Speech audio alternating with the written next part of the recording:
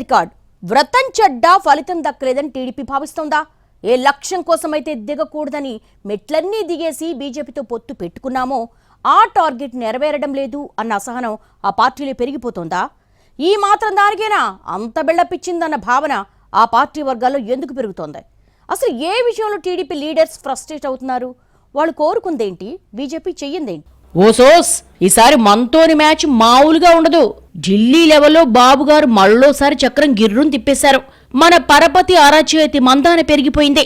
ఇక చూసుకోండి నా సామి రంగా, మనం ఏమేం చేసేస్తాము.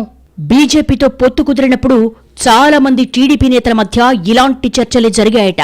కానీ నాటి ఊహలకు నేటి వాస్తవాలకు ఏమాత్రం పొంతం లేకుండా ఉందన్న చర్చ తాజాగా జరుగుతోందట టీడీపీ వర్గాల్లో. 3 ఐఏఎస్లు 6 ఐపీఎస్ల మీద ఈసీ వేటు వేశాక ఓ ఇంకే ఉంది అనుకున్న టీడీపీ నేతలు తర్వాతి వంతు ఏపీసీఎస్ జవహర్ రెడ్డి, డీజీపీ రాజేంద్రనాథ్ రెడ్డిదేనని అనుకుంటున్నారట. ఈ తరహా చర్చ 10 నుంచి 15 రోజులుగా జరుగుతున్నా తెలుగుదేశం నేతలు ఆశించినట్టుగా పరిణామాలేం జరగలేదు.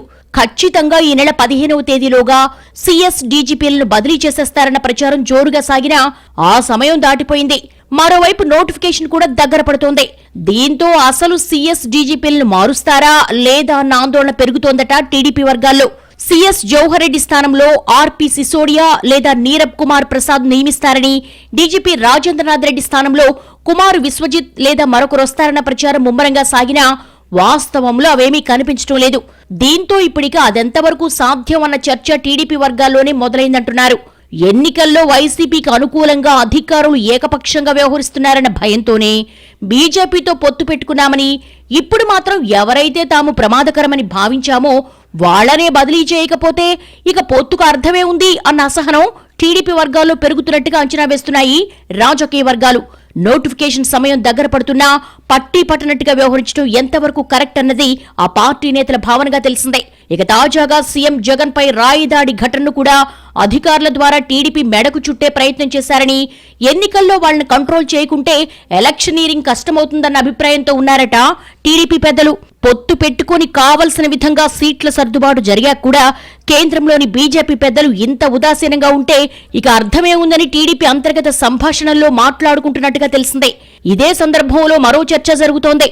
ఇప్పటికే పురంధరేశ్వరి చేసిన ఫిర్యాదుతో ఏపీ బెవరేజెస్ కార్పొరేషన్ ఎండీ వాసుదేవరెడ్డిని ఈసీ బదిలీ చేసిన విషయాన్ని గుర్తు చేస్తున్నారు. సీఎస్ డీజీపీల విషయంలో కూడా త్వరలో నిర్ణయం ఉండవచ్చంటున్నారు కొందరు. ఇప్పటికిప్పుడే కాకుండా నెమ్మదిగా ఒక్కొక్కటి కార్యరూపం దాల్చడం ఖాయమన్న చర్చ సైతం ఉంది.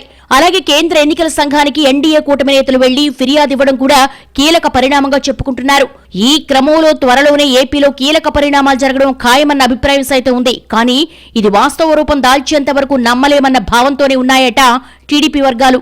దీంతో కేంద్రంపై ఆశలు పెట్టుకోకుండా ముందుగా తీసుకోవాల్సిన జాగ్రత్తలు తీసుకుంటే బావుండేది అన్న అభిప్రాయానికి టీడీపీ నేతలు వస్తున్నట్లుగా తెలుస్తోంది.